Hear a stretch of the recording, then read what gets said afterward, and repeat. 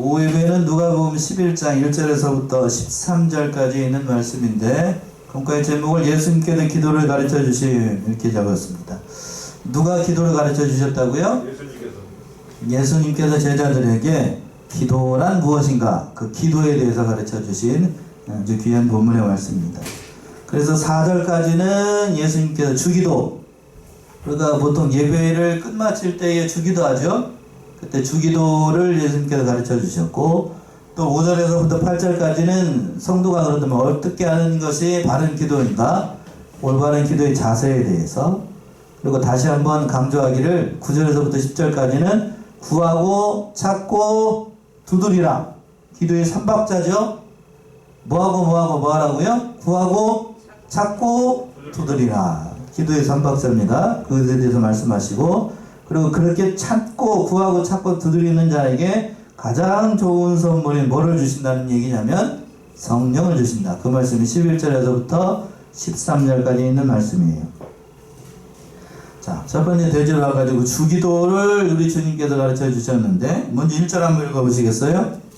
예수께서 한 곳에서 기도하시고 마치심에 제자 중 하나가 여짜오되 주여, 요한이 자기 제자들에게 기도를 가르친 것 같이 우리에게도 가르쳐 주옵소서.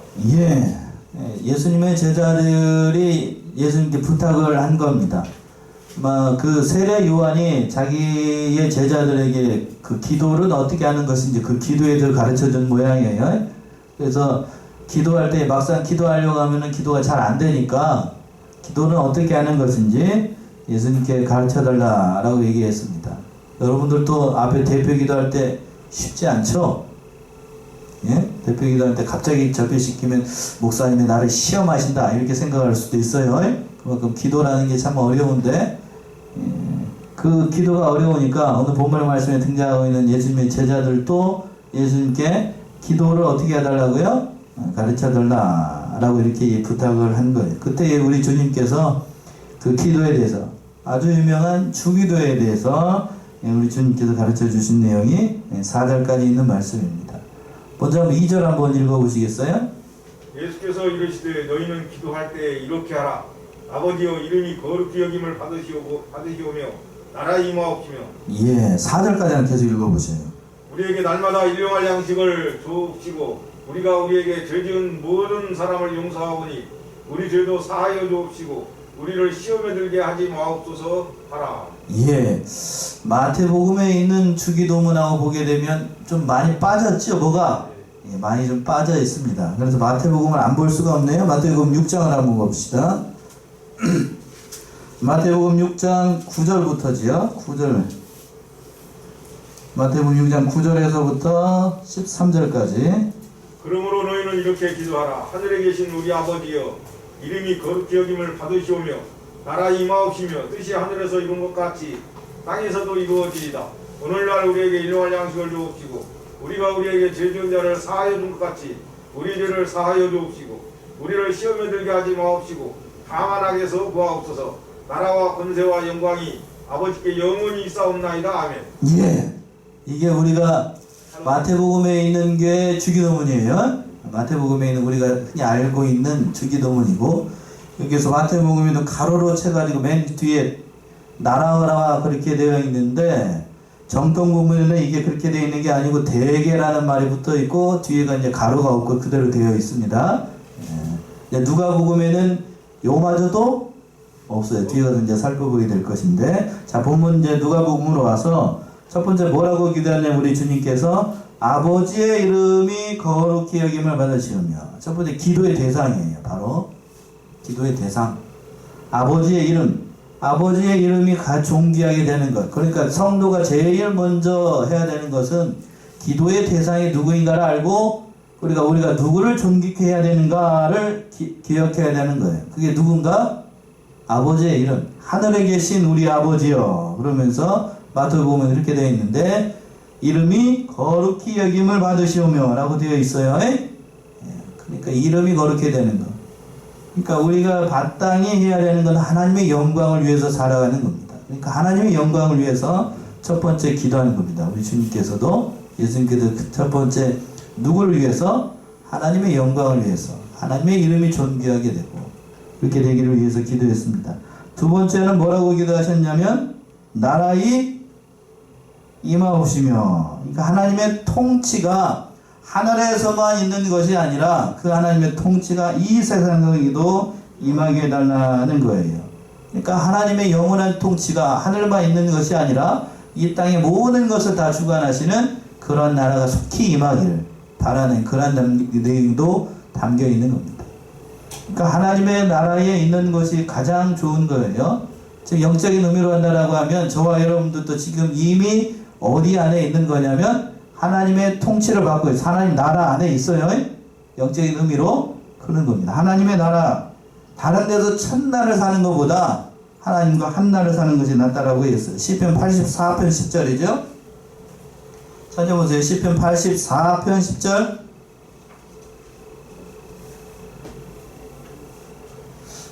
시편 84편 10절. 주의 궁정에서 한 날이 다른 곳에서 천날보다 나은즉 악인의 장막의 거함보다 내 하나님 문지기로 있는 것이 좋사오니. 예. 다른 데서 천날 있는 것보다 하나님의 나라에서 하루가 있는 게 낫고, 그리고 내 하나님 거기서 뭐로 있는 게? 문지기로 있는 게 좋다요. 여러분도 그렇습니까? 네. 그래, 문지기로 사는 삶. 여러분들이 좋아하실지 어떨지는 모르겠지만 백범일지라고 하는 그 백범일지 김구 백범 그 이제 거기 일지에 보게 되면 그런 내용이 있는데, 자기는 하나님의 나라에 가면은 저기 그 내용이 거기에요. 저기에서 마당 쓰는 사람, 예? 그게 거기에 나와요. 그러니까 그걸 하겠다고 하는데 참 소박한 의미도 담겨 있는 그러한 말씀이에요. 그러니까 우리 하나님의 나라에 있는 것이, 문지기로 있는 것이, 또 심지어는 가격하게 표현한 마당설에 있는 것이, 그렇죠? 그게 더 좋은 거지. 다른 데 가서 세상 연락을 누리고 그런 것보다 100배 낫다는 얘기예요. 그래, 그게 참 귀한 것 같아요. 그래서 남다른 깨달음이 있었던 것 같습니다. 자, 뭐라고 그랬냐면 또 이제 본문의 말씀에 돌아와서 세 번째는 여기에는 없는데 마태복음에서는 뜻이 하늘에서 이루는 것 같이 어디에서 이루어지게? 하늘에서도 땅에서도 이루어지게 해달라. 그러니까 하나님의 나라의 통치가 그 위에만 있는 게 아니고 지상에서도 이루어지고 영원토록 하나님의 주권과 섭리 가운데 이루어지는 그러한 나라가 되기를 세 번째로 강구했던 거예요. 자, 3절 읽어보세요. 3절. 우리에게 날마다 일용할 양식을 주옵시고. 예. 2절은 하나님에 관한 거예요. 하나님에 관한 거. 그렇죠? 2절은 하나님에 대해서, 하나님의 기도의 대상, 그리고 또 하나님의 나라, 그리고 뜻이 이루어지는 대상에 대해서 얘기를 했는데, 여기 3절부터 4절까지는 바로 우리의 관점입니다. 그러니까 사람에게 있어서 가장 중요한 것들, 사람이 무엇을 구해야 되는가를 보여주는 그런 말씀인데, 첫 번째로 구하는 것이 뭐냐 하면 뭔 양식을 구해달라고 됐어요? 일용할 양식.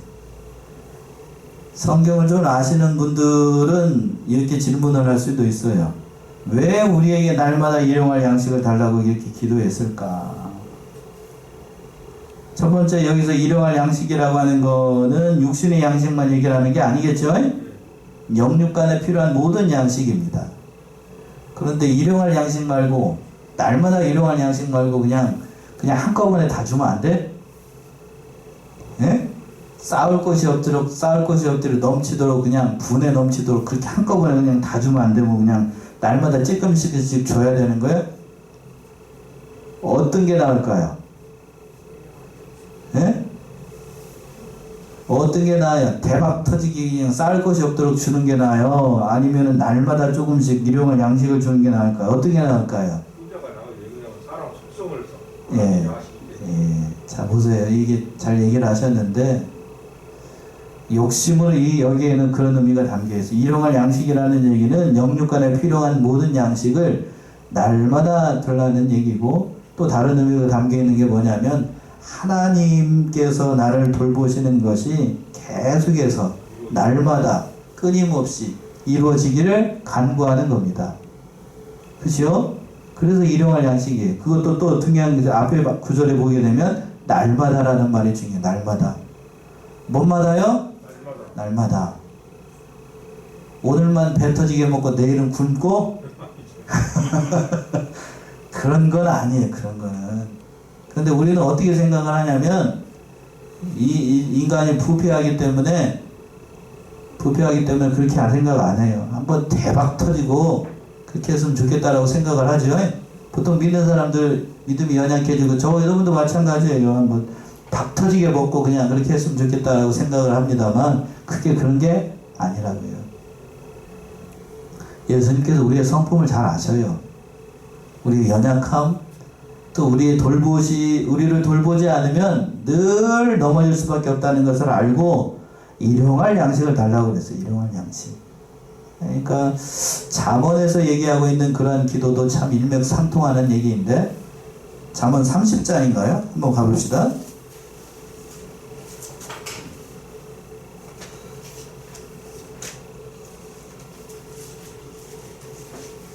잠언 30장 저도 찾아봐야 돼요. 30장 아골의 간구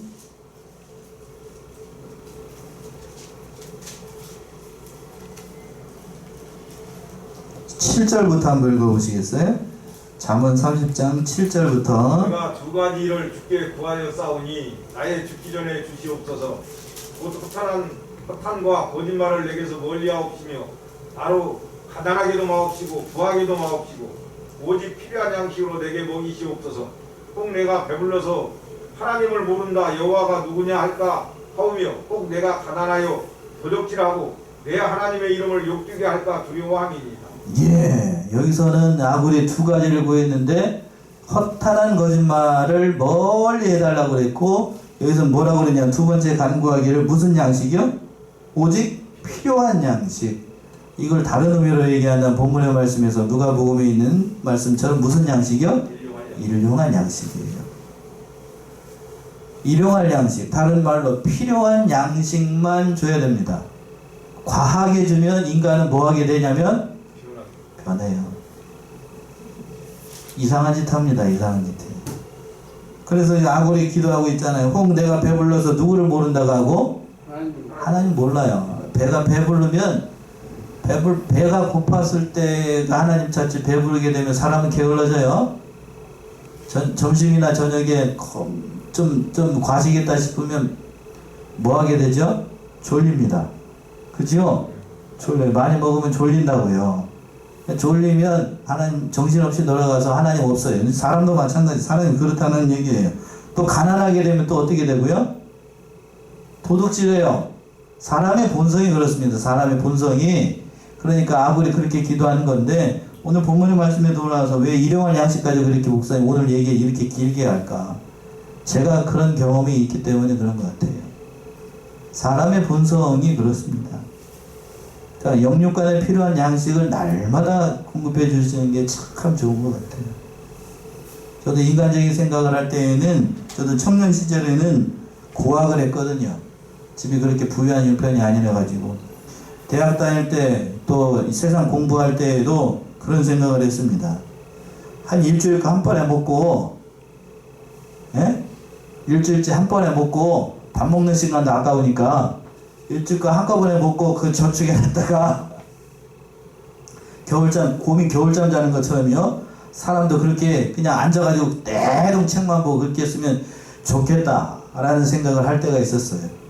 부질없는 생각이죠. 그렇게 하면 사람이 좋을까요? 안 좋을까요? 예? 그렇게 하면은 밥 차리는 것도 날마다 밥 차리는 일도 없을 거고,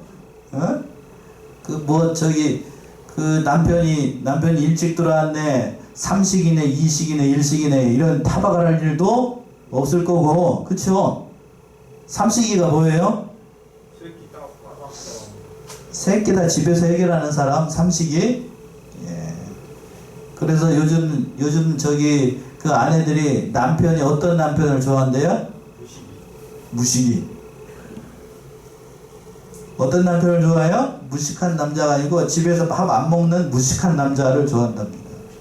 괴상망측한 세상이 됐는데, 괴상망측한 세상. 우스갯소리입니다만 참 그러한 거예요. 그러한 본성을 아시기 때문에 예수님께서 본문의 말씀에서 늘 날마다 일용할 양식을 필요한 양식을 주었다. 이게 참 귀한 것 같아요. 귀한 거. 자, 그리고 4절 보시면 4절. 우리가 우리에게 죄 지은 모든 사람을 용서하오니 우리 죄도 사하여 주옵시고 우리를 시험에 들게 하지 마옵소서 하라. 예. 우리가 우리에게 죄 지은 모든 사람을 용서하오니 죄사함의 은혜죠. 죄사함의 은혜. 죄사함의 은혜. 그 죄사함의 은혜를 다 얘기를 하는 거고, 또 그래서 우리 죄도 사하여 주옵시고, 그러니까 내가 다른 사람의 죄를 용서했으니까 하나님께서도 우리의 죄를 사하여 달라고 네 번째, 다섯 번째 기도하고 있습니다. 또 여섯 번째 뭐라고 그랬냐면 우리가 우리에게 죄 지은 모든 사람을 또 용서하오니. 그러니까 그리스도의 세계, 믿는 자의 세계에는 죄 사하는 거예요. 다른 사람 내가 어떻게 했든지 죄를 사하고 용서하는 거. 그리고 또 중요한 사실이 뭔가 하면 여섯째, 우리를 뭐에 들지 말게 해달라고요? 시험에 들게 하지 말라. 자, 앞에서 잠시 빠뜨렸는데 다른 사람을 용서하는 거 쉬운가요? 어려운가요? 네? 나에게 잘 못해주는 사람 용서하기 쉬워요? 어려워요. 어렵다. 쉽다라고 생각하는 사람은 잘 돌봐줘야 돼. 그런 사람은 잘 돌봐줘야 돼. 제가 늘 얘기를 합니다만 저희 부부 사이에 아무 문제가 없어요. 남편의 허물, 아내의 허물 잘 용서가 돼요? 여자분들한테 남편의 허물, 집에서 이상한 소리하고 저기하고 그러면 그 용서가 잘 되나요? 안 돼요. 잘 용서 안 돼요. 먼 사람일수록 용서가 잘 되고 가까운 사람일수록 용서가 더 잘 안 됩니다. 맞아요? 제 말이 맞아요? 예. 더 안 돼요. 예. 용서가 잘 되는 사람은 그 사람은 빨리 천국 가야 돼. 여기 있으면 안 돼. 그 사람은. 그런 사람은 옆에 있는 사람들 괜히 괴롭히지 말고 주님하고 살라고 얼른 가라 그래야 되고, 용서가 잘 안 되는 사람끼리 여기서 고난받고 연단 받으면서 그냥 주님한테 날마다 꿀밤 맞고 얻어맞으면서 그렇게 있어야지. 용서가 잘 되는 사람은 여기서 사람 괴롭히지 말고 얼른 가셔야 돼. 맞죠? 정말 틀려요? 참 용서하기가 쉽지 않아요. 그러니까 우리 주님께서도 이 죄에 대해서 용서하고 용서해달라 어렵게 얘기하지 말고 주기도를 깊게 풀지 말고 그런 거예요. 그만큼 사람의 죄를 용서하는 게 쉽지 않다는 얘기예요. 부부 사이의 허물도 잘 용서가 안 되는데 다른 사람의 죄를 용서한다. 그 거짓말이라고요. 맞죠? 자식의 허물도 부모의 허물도 용서하지 못하면서 다른 사람의 죄를 용서한다? 그건 말짱 거짓말이에요. 거짓말이라고 이거. 거짓말이라고. 그러면서 무슨 다른 사람을 사랑한다, 원수를 사랑하라.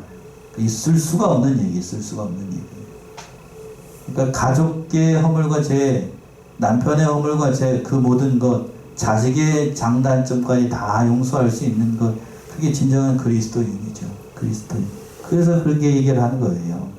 용서하는 것. 자, 그래서 여섯 번째 우리 봅시다. 우리를 또 뭐에 들게 말게 해달라고 그랬냐면 시험에 들게 말라. 시험이 없게 해달라고 한 게 아니고 들지 말게 해달라고 그랬어요. 그러니까 이 세상에 믿는 자들, 오전 예배 연장 영상이 있네요. 이 세상에 기독교인으로 살아가는 사람들은 시험이 있다는 얘기 없다는 얘기예요?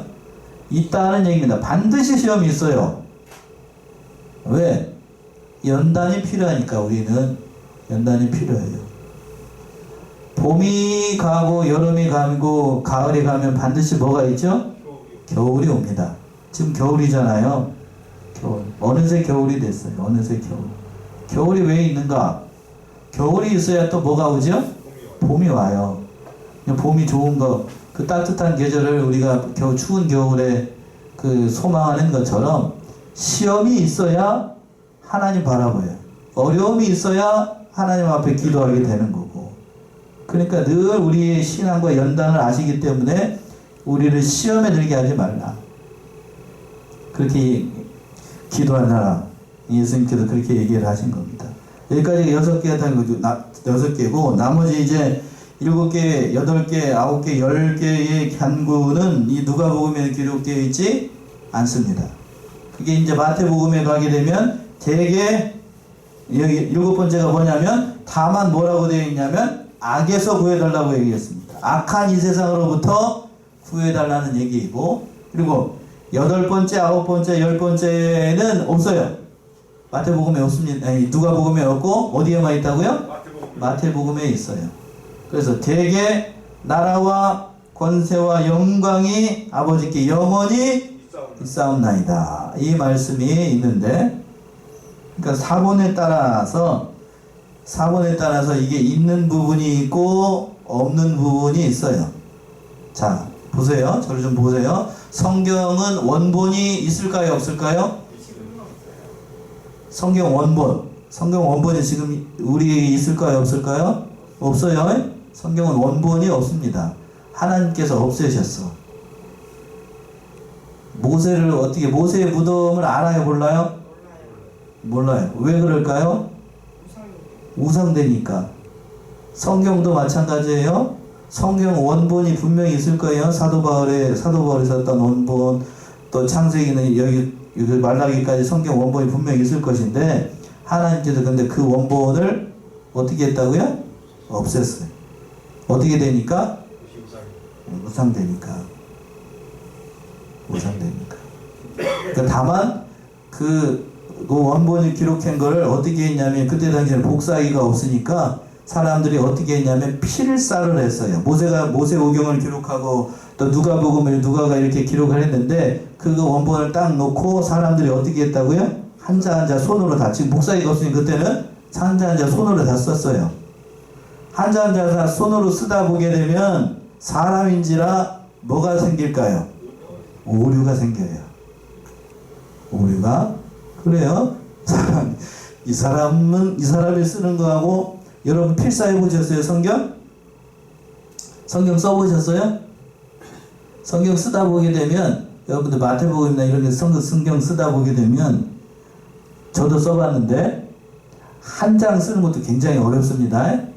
근데 그걸 다 쓰다 보게 되면 맞춤법이 틀릴 때도 있고, 점을 찍어야 되는데 띄어쓰기를 해야 되는데 안 띄울 때도 있고, 사람은 그래요. 보고 쓰는데도 그래요. 근데 옛날에 그 사람들이 물론 사명감을 가지고 썼겠지만 반드시 오류가 생깁니다. 그래서 쓰는 사람에 따라서 각자 하나씩 다 틀려.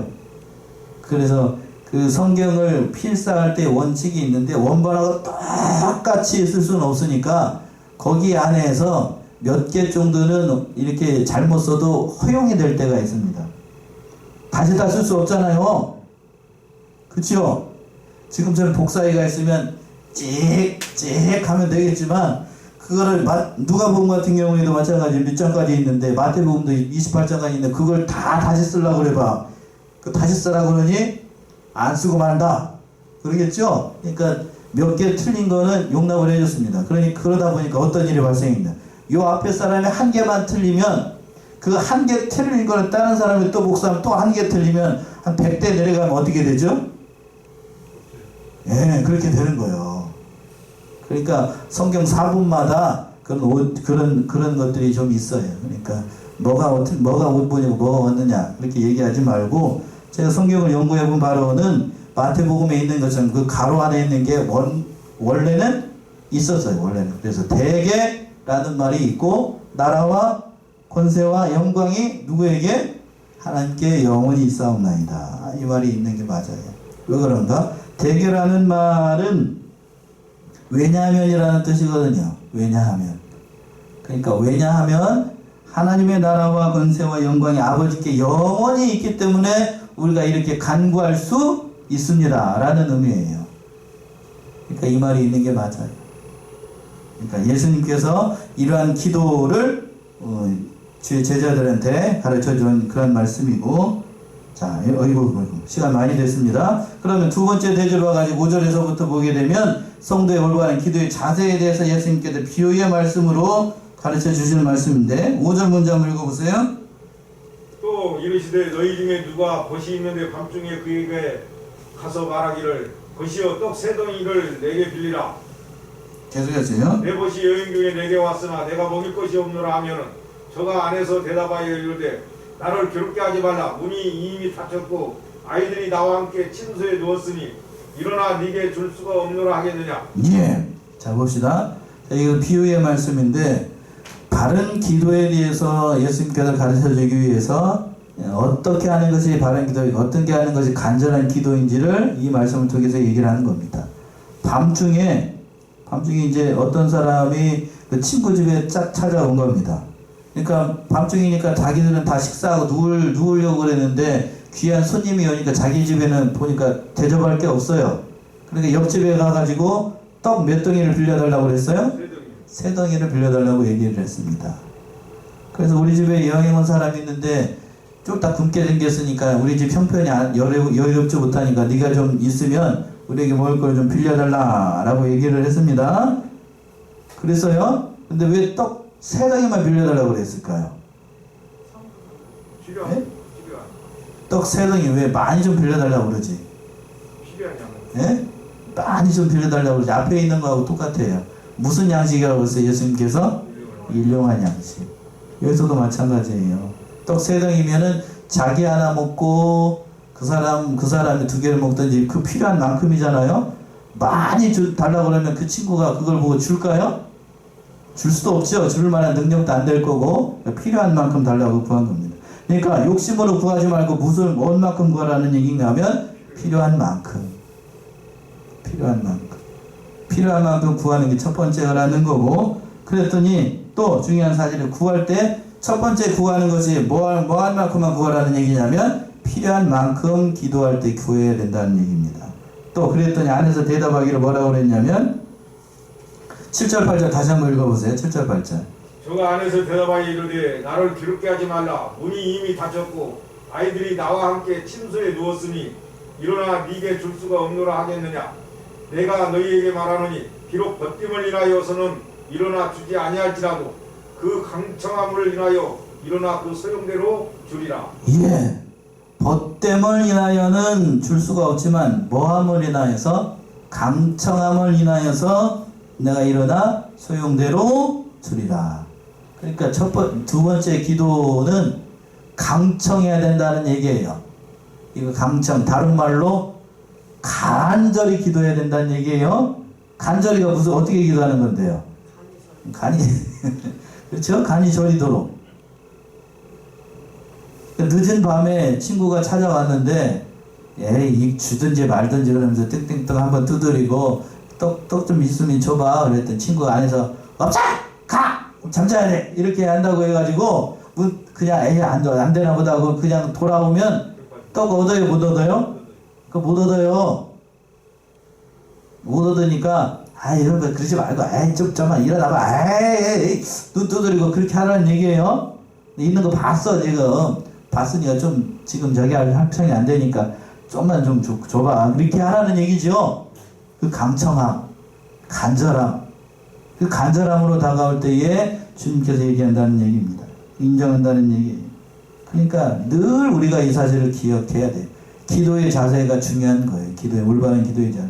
첫 번째는 뭘로 구하지 말라고 그랬냐면 필요한 만큼 욕심으로 구하지 말라고요. 욕심으로 구하는지 뭘로 구하는지 하나님이 아시고 사람도 알아요. 그렇죠? 떡 세 덩이만 달라고 그러면 저 먹고 저기 여행하는 사람 줄려나 보다 그러고 그건 사람이 봤을 때도 빌려줄 수가 있어요. 그렇죠? 그런데 갑자기 30덩어리를 달라고 그러면 이게 뭔 일이래요. 그렇죠? 이거 어렵다고요. 그건 주기가 어려워요. 그 욕심으로 구하지 말고 또 중요한 사실은 친구가 한번 거절했다고 그냥 돌아가지 말고 계속해서 간절함으로 두드리고 찾으면 열어주신다. 준다는 얘기예요. 그 기도하는 것이 얼마나 중요한 사실인가 다시 한번 일러주시는 그런 말씀입니다. 또 다른 표현으로 얘기를 했는데 9절에서부터 10절까지 보게 되면 기도의 3박자죠. 구하고 찾고 기도하라. 9절에서부터 10절. 내가 또 너희에게 이르노니 구하라 그러면 너희에게 주실 것이요 찾으라 그러면 찾을 것이요 문을 두드리라 그러면 너희에게 열릴 것이니 구하는 이마다 받을 것이요 찾는 이가 찾을 것이요 두드리는 이에게 열릴 것이니라. 예, 기도의 3박자입니다. 어렵게 얘기하지 말고 세 가지입니다. 첫 번째 뭐 하라고 그랬어요? 구하라. 어렵게 얘기하지 말자고요. 구하라. 그 다음에 또 뭐 하라? 찾으라. 그리고 그러면 두드리라. 구하고 찾고 두드리면 반드시 열립니다. 맞죠? 기도할 때에 구해야 돼요. 뭘 구해야 되는가? 그 대상은 첫 번째 하나님의 뜻을 찾아야지. 하나님의 나라, 하나님의 모든 것들 구하고 찾아야 되겠지. 내 것만 구하지 말고. 그 찾으면 하나님께서 하나님의 뜻대로 기도하는 모든 것들은 다 하나님께서 열어주시고 또 형통한 길로 인도해 주신 분이 바로 하나님이라고 하는 거예요. 그리고 왜 11절과 12절의 말씀이 있는가? 구하고 찾고 두드리는 자에게 가장 큰 선물이 뭔지를 깨닫게 하시는 말씀이 11절과 12절이에요. 11절 보십시다. 너희 중에 아비 된 자 누가 아들이 생선을 달라면 생선 대신에 뱀을 주며 알을 달라면 전갈을 주겠느냐? 예. 자 봅시다. 여러분들 아이를 키워보셔서 더 잘 아시겠지만 아이가 배가 고프다고 생선을 달라. 저희 아들은 계란을 좋아합니다. 계란이 없으면 밥을 잘 안 먹어요. 그 정도로 계란을 좋아하는데 계란 아빠 튀겨주세요. 그러면은 귀찮고 때로는 좀 짜증이 날 때라도 해줘야 돼? 안 해줘야 돼요? 해줘야 됩니다. 그래야 뭐를 먹으니까? 밥을 먹으니까. 그거 달라고 하는데 그거 안 주는 건 그거는 부모가 악할지라도 자식에게 좋은 거를 줄 줄 알아요. 그쵸? 악할지라도 부모가 못났어도 좋은 걸 주줍니다. 그래서 13절 말씀이잖아요. 13절 보세요. 너희가 악할지라도 좋은 것을 자식에게 줄 줄 알거든 하물며 너희 천부께서 구하는 자에게 성령을 주시지 않겠느냐 하시니라. 예, 못난 아비라고 해도 못난 어미라고 해도 자식에게는 좋은 걸 주고 싶은 게 부모의 심정입니다. 맞죠? 저희 부모님이 이제 연로하셔가지고 그러는데 제가 이제 옆에 있다 보니까 가게 되면 제가 갈 때는 그냥 밥 먹고 나가나 이렇게 얘기하는데 손주가 갈 때하고 집사람이 갈 때는 대하는 게 달라요. 예. 저기 손주가 특별히 갈 때 누군지 아시겠죠? 그냥 보내지 않습니다. 꼭 그 어머니 쌈짓돈 중에서 꼭 2만원이에요. 만원도 아니고 2만원은 꼭 꺼내가지고 많이도 아니고 적게도 아니고 꼭 오늘 본문의 말씀에 있는 것처럼 일용할 양식으로 용돈을 주죠. 그러니까 그렇게 꼭 주시니까 가면 꼭 줘요. 그러니까 꼭 주니까 우진이가 지금 이제 2학년이 돼가지고 돈을 알잖아요. 그런 나이가 돼가지고 할머니 집에 갈래? 그럼 가기 싫어도 머릿속으로 생각을 하는 거예요. 가면 뭐가 생기죠? 그렇게 생각을 하니까 간다 그래요. 가면 용돈이 생기는데. 그러니까 얼마 전에도 저기 5일이 생일이었거든. 지난 5일이 지난 주일이. 그래갖고 갈래? 그랬더니 가겠대요. 가겠다 그러면서 자기 목다 남은 케이크하고 저기 가가지고 땅에 놓고 그날은 또 생일이라고 해가지고 가만히 앉아 있었더니 어머니가 2만원 주고 할아버지가 만원 주고 고모가 좀 만원 주고 해갖고 그리고 저기 차에 있던 100원짜리 동전 아빠 이거 가져가도 돼? 그래서 가지고 100원짜리 해갖고 4만 100원을 벌었어. 수입 작전하죠? 예. 그 아이들도 마찬가지예요. 아이들도 찾는 사람은 하나님께서 고운 걸 주시는데 육신의 부모도 좋은 걸 주는데 하물며 천부께서 하나님께서 좋은 걸 주시지 않겠느냐. 그러니까 가장 큰 성도의 가장 큰 선물은 뭐기 때문에 여기 본문의 말씀은 성령입니다. 그러니까 성령을 선물로 주시지 않겠느냐. 그러니까 기도의 중요성을 다시 한번 강조하는 그런 말씀입니다. 저와 여러분들도 그러니까 늘 기도하셔야 되겠어요. 겨울철이 되고 또 춥고 그러니까 새벽에 기도하는 것 쉽지 않죠? 교회 나와봐야 일단 춥기만 하고 그런데 그럴 때일수록 기도 많이 하시고 충성되게 잘 감당하시면 기도하는 것이 참으로 좋은 거예요. 기도하는 거. 그리고 새벽에 저도 사람인지라 목사이기 전에 사람인지라 좀 피곤하고 그럴 때가 있어요. 그럴 때는 또 나가야 되나 이렇게 싶을 때도 그래도 깨치고 나와서 좀 앉아있고 그러면 깨닫는 바가 있어요. 깨닫는 바가. 그러니까 늘 우리가 이 사실을 깨닫고 기도하는 거 쉬지 말고 또 모든 일들 잘 감당하시는 저와 여러분들이 다 되셔야 되겠습니다. 기도하겠습니다.